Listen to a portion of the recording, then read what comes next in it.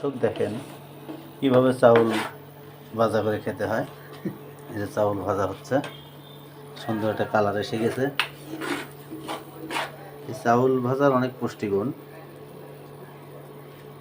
একবার খেলে মুখে লেগে থাকবে আর বারবার খেতে ইচ্ছে করবে।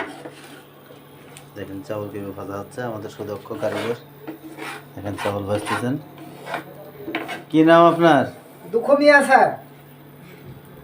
এই চাউল ভাজা কতদিন থেকে আপনি স্যার আমি এটা স্যার 10 বছর হচ্ছে স্যার। আচ্ছা, বাজারে কাটতি কেমন? স্যার বাজারে কাটতে তো আমার কাস্টমার যে পর্যায়ে আমি তো মানে সুমার করতে পারি না স্যার।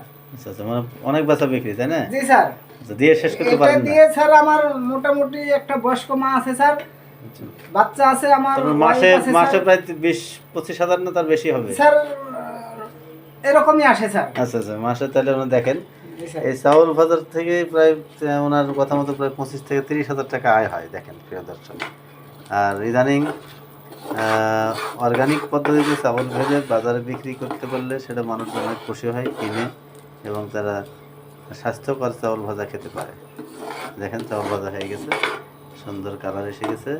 ধন্যবাদ।